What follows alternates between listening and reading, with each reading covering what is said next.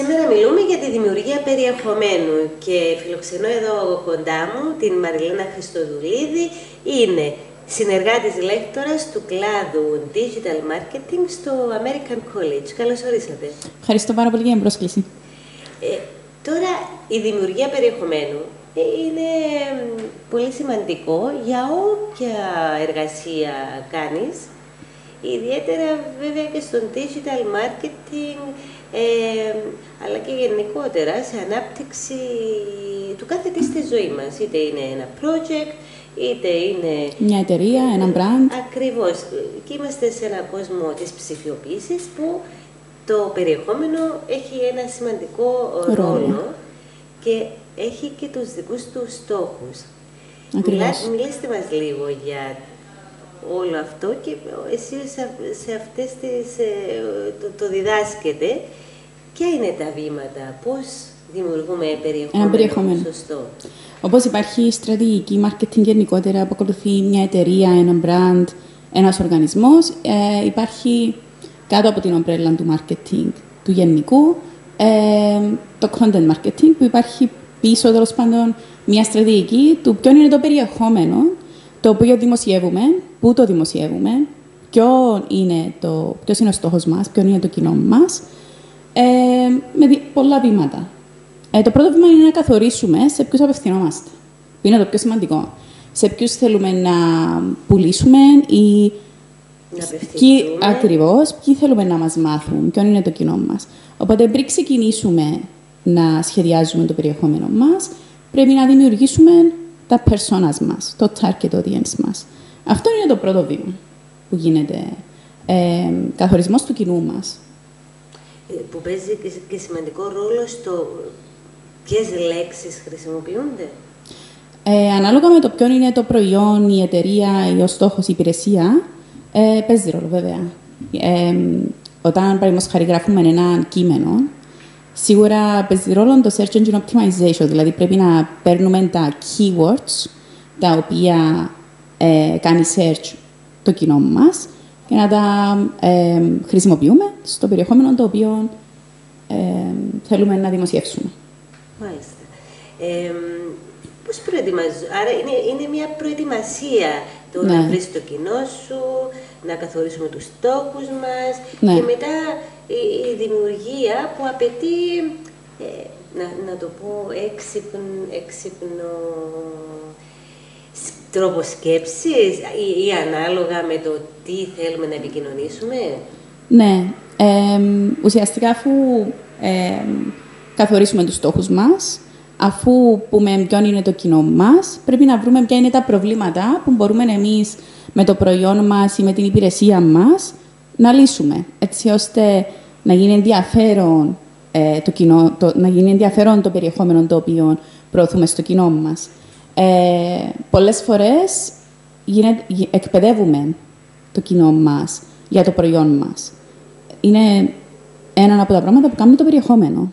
Δηλαδή, καταρχήν να πούμε ότι το περιεχόμενο μπορεί να είναι οτιδήποτε. Από μια απλή εικόνα με ένα post κάποιου social media, μέχρι έναν άρθρο ή το podcast που κάνουμε τώρα, ένα blog, μπορεί να είναι οτιδήποτε. Οπότε, επιλέγουμε αν θέλουμε να εκπαιδεύσουμε το κοινό μας, αν θέλουμε να πουλήσουμε και ανάλογα με το ποιος είναι ο στόχος και ποιο είναι το κοινό, έχουμε το ανάλογο περιεχόμενο. Και αφού δημιουργηθεί πρέπει να δούμε πώς θα διανέμουμε πώς θα το διανέμουμε, ναι, ακριβώς. Και βεβαίως θεωρώ ότι αλλάζει κιόλας από κανάλι σε κανάλι. Ναι, διαφορετικά απευθυνόμαστε, σίγουρα. Ναι. Διαφορετικά απευθυνόμαστε σε έναν κοινό, ξέρω εγώ, στο Facebook, διαφορετικά στο LinkedIn, ανάλογα με το πάλι ποιο είναι το κοινό. Πρέπει να επιλέξουμε ποιο είναι το tone of voice του προϊόντος, της υπηρεσίας ή του brand μας. Με ποιον τρόπο θέλουμε να απευθυνόμαστε στο κοινό. Πάντα πρέπει να λέμε πού θα μας βρει, να εκπαιδεύουμε γενικότερα. Ναι. Άρα πρέπει πάντα να υπάρχει και μια στρατηγική. Πρέπει να υπάρχει μια στρατηγική και ένα συγκεκριμένο structure. Να υπάρχουν key performance indicators, έτσι ώστε να ξέρουμε πού στοχεύουμε, ποιος είναι ο στόχος, ποιο είναι το κοινό και ποιο περιμένουμε να είναι το return. Πώς το κάνουμε τούτο? Πώς βλέπουμε και το return του περιεχομένου. Μέσω των analytics. Για οποιαδήποτε καμπάνια γίνει ή οποιοδήποτε, παραδείγματος χάρη, να το πάρουμε λίγο πιο συγκεκριμένα, πιο κατανοητό. Ναι. Αν κάνουμε ένα post το οποίο γίνει βάσει του structure και της στρατηγικής μας στα social media, παραδείγματος χάρη, ας πούμε Facebook και Instagram. Μπορούμε να δούμε εκεί πόσο engagement υπάρχει από το κοινό, δηλαδή πόσα likes, πόσα comments κλπ. Και πίσω στα analytics μπορούμε να δούμε ποια είναι τα interest αυτού του κοινού, ποιες είναι οι συμπεριφορές του, έτσι ώστε να αναλύσουμε τι πάτησαν κλικ, επισκεφτήκαν την ιστοσελίδα, απλά είδαν το post. Οπότε μπορούμε να πάρουμε μια ανάλυση και να αποφασίσουμε κατά πόσο είναι το κοινό που απευθυνόμαστε και πώς θα κάνουμε trigger περισσότερο το ενδιαφέρον του αυτού του κοινού, για να καταλήξει ως πελάτης μας. Και δημιουργείται μια σύνδεση. Μια σχέση. Μια σχέση με το κοινό, γιατί μπορούμε να το εντοπίσουμε και να το ξαναβρούμε με διαφορετικούς τρόπους. Ναι. Συνήθως όταν εκπαιδεύουμε το κοινό, τον που είπα στην αρχή, για κάποιον προϊόν ή για κάποια υπηρεσία, τότε είναι πιο long-term ο στόχος. Δηλαδή, πρώτα εκπαιδεύεις κάποιον, μαθαίνει κάποια καινούργια πράγματα τα οποία προσφέρεις. Στο τέλος, γίνεται πελάτης γιατί χτίζεις αυτή τη σχέση εμπιστοσύνης. Οπότε το περιεχόμενο είναι πάρα πολύ σημαντικό όταν απευθύνεται στον κοινό. Και βεβαίως και η δημιουργία σχέσης με ενέργειες. Ναι. Το τηλέφωνο επικοινωνίας, το action. Ναι, μπορεί να υπάρχει μια φόρμα την οποία να συμπληρώνουν, ένα τηλέφωνο επικοινωνίας, μπορεί να είναι απλά στείλτε μας ένα μήνυμα στο οποιοδήποτε social media υπάρχει που γίνεται η καμπάνια. Υπάρχουν πρώτα τα post, μετά υπάρχουν οι καμπάνιες οι οποίες γίνονται που είναι paid, διαφημίσεις. Μετά υπάρχει ανάλυση του πόσα άτομα πάτησαν, πόσα άτομα ανταποκρίθηκαν, ζήτησαν πληροφορίες. Και μετά υπάρχει το remarketing ή η επαναπροσδιορισμός ή αν κάποιο άρθρο είναι παγιόν και τέλος πάντων είναι σχετικό όμως, πρέπει να γίνει ένα update του περιεχομένου, έτσι ώστε διαφορετικό ήταν το περιεχόμενο παραδείγματος χάρη το 2023, το 2024 μπορεί να είναι το ίδιο περιεχόμενο με διαφορετικά νούμερα παραδείγματος χάρη. Γιατί τα δεδομένα αλλάζουν. Ναι. Και μπορούμε βεβαίως να το παρακολουθούμε μέσα από τα εργαλεία. Βεβαίως, υπάρχουν πολλά εργαλεία. Ο καθένας μπορεί να επιλέξει αυτό που το βολεύει περισσότερο. Υπάρχουν και τα Google Analytics, παραδείγματος χάρη, που είναι συγκεντρωτικά αν το traffic μας το μαζεύουμε στο website μας. Υπάρχουν όμως και άλλα εργαλεία, τα οποία μπορούμε να συγκεντρώσουμε όλα τα data που παίρνουμε από όλα τα social media, παραδείγματος χάρη. Αλλά γενικότερα το content δεν έχει να κάνει μόνο με τα social media. Είναι οποιοδήποτε online portal, τα Google Ads, Search Engine Optimization, δηλαδή είναι μεγάλος ο όγκος και μεγάλη σημασία και σημαντικότητα του content που βγαίνει προς τα έξω για οποιαδήποτε επιχείρηση. Βεβαίως υπάρχει, αν μου επιτρέπεις, μια σύγχυση των ρόλων. Άλλο είναι ο δημιουργός περιεχομένου, άλλο είναι ο δημιουργός digital campaigns και είναι διαφορετικοί ρόλοι, ωστόσο κάποια στιγμή συγχύζονται όλοι αυτοί. Ναι, ανοίγεις ένα πολύ μεγάλο και επίκαιρο θέμα. Νατάσα μου, κοιτάξτε να δεις πώς πάει. Στο American College, στο οποίο διδάσκω, υπάρχει τέλος πάντων ο κλάδος που ονομάζεται digital marketing. Όταν κάποιος φοιτητής έρθει στο κολέγιο, θέλει να μάθει γενικά τι είναι το digital marketing. Οπότε τα μαθήματα είναι εφόλησης ύλης. Υπάρχει το Search Engine Optimization, Social Media Marketing, Content Marketing, Web Design Analytics και άλλα πολλά. Αυτό είναι για τη συνολική εικόνα. Οπότε ο κάθε επαγγελματίας που στο τέλος θα είναι επαγγελματίας που θα βγει από τον κλάδο, του κλάδου θα πρέπει να γνωρίζει όλους τους πυλώνες του digital marketing. Παρ' όλα αυτά όμως, μετά από το πρωτοδίπλωμα πτυχίο, υπάρχει ειδίκευση σε όλους τους κλάδους.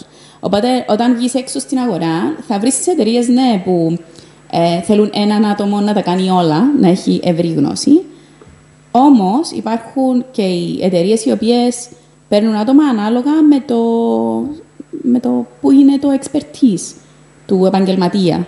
Παραδείγματος χάρη, οι διαφημιστικές εταιρείες έχουν ξεχωριστά content writers, copywriters, έχουν ξεχωριστά τα άτομα τα οποία είναι media planners, digital marketing campaigns που είναι πάνω στο promotion, υπάρχουν οι γραφίστες που κάνουν τα γραφικά, οτιδήποτε βλέπουμε σε εικόνα, υπάρχουν οι ηχολήπτες, είναι ένας ευρύς κλάδος που απασχολεί όλον τον κόσμο των media. Ναι, και εκείνο που βλέπουμε, θα σας ρωτήσω, βλέπετε κι εσείς διάφορα, εγώ αυτό που βλέπω περισσότερο είναι ορθογραφικά λάθη. Ναι. Που είναι ένα μεγάλο πρόβλημα, νομίζω. Είναι ένα μεγάλο πρόβλημα, ναι. Άρα αυτό τι μας λέει, ότι ναι ρε παιδί μου, ο δημιουργός περιεχομένου ίσως να πρέπει να εξειδικεύεται σε αυτό και δεν είναι και εύκολο να γράφεις τώρα για digital marketing και σε λίγο να γράφεις για την κούπα του καφέ. Ναι. Χρειάζεται μια απόσταση και μια και παράλληλα έτσι συνοχή με τα εργαλεία. Ναι. Λοιπόν, γι' αυτό, τα ορθογραφικά λάθη. Μπορούμε να καταλάβουμε ότι υπάρχουν πάρα πολλά tools που μπορούν να μας διορθώσουν, καταρχήν. Όμως, υπάρχουν πάρα πολλές λέξεις πλέον στις μέρες μας που διαφορετικά διαφορετική ήταν η ορθογραφία, ας πούμε, το 60, διαφορετική το 80, διαφορετική το 2000, διαφορετική σήμερα. Οπότε τα ορθογραφικά λάθη εισαγωγικά υπάρχουν, είναι πάρα πολλά, αλλά όταν χρησιμοποιούμε έναν up-to-date εργαλείο μπορεί να μας διορθώσει. Οπότε υπάρχει λύση στο πρόβλημα. Όσον αφορά το προϊόν ή την υπηρεσία, το marketing είναι ένας μεγάλος κλάδος, ο οποίος συνοδεύει οποιαδήποτε εταιρεία, προϊόν ή brand, εντάξει, ή υπηρεσία. Τι εννοώ με αυτό? Όταν ψάχνεις δουλειά ας πούμε στον κλάδο του digital, μπορεί να προσληφθείς σε μια διαφημιστική που έχει πάρα πολλούς πελάτες διαφορετικών αντικειμένων, οπότε υπάρχει ένα ευρύ φάσμα του τι πρέπει να ξέρεις. Μπορεί όμως να προσληφθείς και σε μια εταιρεία in-house. Το θέμα ποιον είναι? Για να μπορέσεις να κάνεις marketing στο προϊόν σου, πρέπει να γνωρίζεις ποιον είναι το προϊόν. Όσο πιο καλά γνωρίζεις το προϊόν, τόσο πιο καλά μπορείς να το κάνεις. Ακριβώς. Οπότε, στον καφέ, το παράδειγμα που έδωσες, ας πούμε, πρέπει να ξέρεις τι καλύτερο. Ποιο είναι το competitive advantage του καφέ που πουλάς εσύ συγκριτικά με τους υπόλοιπους. Το ίδιο ισχύει. Ποιο άλλο παράδειγμα έδωσες? Έδωσα ακόμα ένα παράδειγμα. Δεν θυμάσαι. Το ίδιο ισχύει σε οποιαδήποτε εταιρεία. Το θέμα είναι να μάθεις το προϊόν σου. Οπότε, γενικότερα, ο κλάδος του marketing συνοδεύει οποιοδήποτε άλλον κλάδο. Είτε αυτόν αφορά προϊόν είτε υπηρεσία. Ναι. Το θέμα είναι ο marketeer πόσο καλά ξέρει το προϊόν για να μπορέσει να το προωθήσει και να πείσει το κοινό μέσω του περιεχομένου ότι το δικό μου είναι το καλύτερο. Ναι. Βλέπουμε βεβαίως και στο εξωτερικό ωραίες καμπάνιες ναι. Και έξυπνες και με κολοσσούς οι οποίοι πρωταγωνιστούν σε μηνύματα τα οποία έχουν απήχηση στην κοινωνία. Και νομίζω πλέον το στίχημα είναι να συνυπάρχει το περιεχόμενο σου με μία ανάγκη της κοινωνίας ή να υπάρχει μία σύνδεση με την κοινωνία. Ναι, ο μόνος τρόπος να είναι ενδιαφέρον το κοινό σου είναι να απευθύνεται σε ένα πρόβλημα και εσύ να προσφέρεις μία λύση. Βλέπουμε όμως και την αλλαγή της τακτικής αλλά και της ανάγκης του να βοηθήσεις την κοινωνία μέσα από το δικό σου brand ή περιεχόμενο. Έτσι ακριβώς είναι. Είναι μια τάση που θα έχει και εξέλιξη. Ναι. Πρέπει να είμαστε up-to-date γενικότερα με το τι συμβαίνει γύρω μας. Πρέπει να έχουμε ανοιχτά τα μάτια και τα αυτιά, να ακούμε τι γίνεται και να προσαρμόζουμε οτιδήποτε προωθούμε σύμφωνα με το τι συμβαίνει σήμερα. Για να μπορεί το content μας να είναι relevant. Ωραία. Και θέλω και ένα σχόλιο σου όμως για το AI, Artificial Intelligence. Υπάρχουν tools βεβαίως που γράφεις μία πρόταση και σου γράφουν ένα κατεβατό και... Δεν είναι relevant. Δεν είναι σχετικό. Λοιπόν, χειρισμός artificial intelligence. Είναι πάρα πολύ σημαντικό να ξέρουμε να τα χρησιμοποιούμε. Εντάξει. Δεν πρόκειται κανέναν εργαλείο τεχνητής νοημοσύνης να σου δώσει το σωστό περιεχόμενο, τις σωστές οδηγίες, τις σωστές ιδέες, αν το prompt, το λεγόμενο που βάζεις εσύ, δεν είναι σωστό. Δεν μπορεί να λειτουργήσει μόνον του. Είναι με την καθοδήγηση μας, με τη γνώση μας, με το review το δικό μας, που το content μπορεί να χρησιμοποιηθεί. Απλά ένα content το οποίο έγραψε, παραδείγματος χάρη το chat GPT, δεν μπορεί να είναι χρήσιμο σε κανέναν, αν δεν το διαβάσει, να σιγουρευτεί ότι είναι αυτό που θέλει και να προσθέσει την ανθρώπινη άποψη, πλευρά, συναίσθημα στο τι λέει το γραπτό. Σωστό. Ναι, διότι... Στον κλάδο μας είναι πολύ σημαντικά. Είναι σημαντικά. Είναι και ένα εργαλείο όμως το οποίο μπορεί, παιδί μου, την ώρα που ένας δημιουργός περιεχομένου να υπάρχει έτσι μια δυσκολία στην έμπνευση, μπορεί να εμπνευστεί κιόλας. Σίγουρα. Όμως δεν είναι κάτι το οποίο χρησιμοποιούμε με κλειστά μάτια. Ποτέ. Μεγάλο λάθος. Σίγουρα, αν κάποιος χρησιμοποιήσει την τεχνητή νοημοσύνη με κλειστά μάτια, θα χάνει την πορεία. Θα πέσει σε παγίδες. Ναι, σίγουρα. Σίγουρα. Πες μας τώρα και λίγο για τον κλάδο. Ως κλάδος υπάρχει ενδιαφέρον. Είναι ένας κλάδος ο οποίος μπορεί να δώσει θέσεις εργασίας. Βεβαίως, είναι ένας κλάδος ο οποίος καταρχήν δεν σταματά ποτέ να εξελίσσεται. Συνέχεια μαθαίνουμε καινούργια πράγματα, βγαίνουν καινούργια εργαλεία στην αγορά, όπως το artificial intelligence. Να δούμε ποιο είναι το επόμενο. Εγώ ανυπομονώ πάρα πολύ. Είναι ένας κλάδος ο οποίος εξελίσσεται συνέχεια. Πάντοτε θα υπάρχουν θέσεις εργασίας και πάντοτε θα συνεχίζουν να μαθαίνουν οι marketeers που όντως αγαπούν τον κλάδο και θέλουν να μεγαλώσουν και επαγγελματικά μέσα από αυτόν. Πάντα θα έχουν επιπλέον πεδίων για μάθηση. Είναι ένας από τους λόγους που αποφάσισα και εγώ να συνεργαστώ με το American College και να διδάσκω το digital marketing. Γιατί έχοντας interaction καταρχήν με το οποιοδήποτε content το οποίο πρέπει να είσαι up to date, μαθαίνω και μέσω των ήδη φυστάμενων γνώσεων που έχω στην καριέρα μου, δίνω πίσω στους νεότερους. Ναι, διότι έχουμε παρεξηγήσει και κάποιους ρόλους, δηλαδή αφενός είναι ο χειρισμός social media, το πιο απλό και το πιο εύκολο που μπορούμε ο χειρισμός social media. Είναι κάτι το οποίο είναι βατό για έναν νέο να το ξεκινήσει και να παίρνει χρήματα. Από την άλλη όμως δεν φτάνει να δημιουργείς μόνο ένα post. Ναι, είναι αυτό που είπαμε και στην αρχή, ότι πρέπει να υπάρχει μια στρατηγική πίσω από το οτιδήποτε αποφασίζει να κάνει κάποιος νέος.